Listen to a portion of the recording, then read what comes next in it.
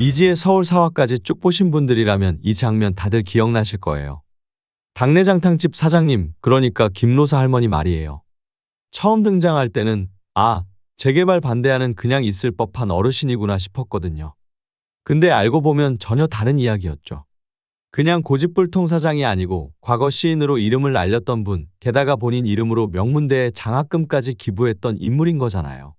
와, 스케일이 다르구나 싶더라고요. 그런데 여기서 끝이 아니었죠. 미지가 남긴 쪽지를 로사 할머니가 읽지 못하는 장면이 나와요. 그걸 처음에나 연세가 있으시니까 건망증이려나? 설마 치매는 아니시겠지 했는데 아니거든요. 그냥 글씨를 전혀 못 읽으시는 것 같아요. 단순한 노화가 아니라 글을 몰라서 그런 거죠. 그럼 여기서 의문이 생기잖아요. 글을 못 읽는 사람이 어떻게 시인이 될 수 있냐는 거. 그 답, 이제 슬슬 보이기 시작해요. 로사 할머니, 실은 시인이 아니에요. 진짜 시인은 따로 있었던 거죠. 어릴 때부터 늘 함께였던 쌍둥이 자매. 로사 할머니는 공부와 거리가 멀었고 삶을 몸으로 겪는 사람이었다면 그 쌍둥이는 글을 좋아하고 책을 친구 삼은 사람이었던 거예요. 서로 삶의 방식은 달랐지만 서로를 지켜주면서 살아온 거죠. 쌍둥이 자매, 누구 하나 대단하다 자랑하지 않아도 서로가 서로에게 든든한 버팀목이었을 거예요. 하지만 결국 세상은 이 둘을 갈라놓았겠죠. 쌍둥이 동생이었을까요? 아니면 언니였을까요? 어떤 이유에서인지 그 쌍둥이는 지금 이 세상에 없어요. 남겨진 로사 할머니는 자신의 이름이 아니라 쌍둥이의 이름으로 시인 행세를 하며 살아가는 거죠. 왜 그렇게까지 하냐고요? 단순한 애착 때문은 아닐 거예요. 아마 세상을 떠난 쌍둥이가 살아있었다면 해냈을 일들, 이뤘을 꿈들을 대신 이뤄주고 싶은 마음이었을 거예요. 그래서 본인은 글을 몰라도 장학금도 꾸준히 기부하고 문화센터에 나가 신앙송을 듣는 거겠죠. 자신이 못 읽는 시지만 귀로 들으면서 쌍둥이의 흔적을 쫓아가는 거예요. 그리고 당내장탕 가게는 그 모든 기억이 담긴 공간이거든요. 평범해 보이는 가게지만 사실은 쌍둥이와의 추억이 고스란히 묻어 있는 곳. 가게 구석구석엔 쌍둥이와 함께했던 기억과 가게를 꾸릴 수 있게 경제적 도움을 준 삶의 흔적들이 남아있을 거예요. 낡은 간판, 세월이 묻은 식탁, 손때에 묻은 주방 도구들.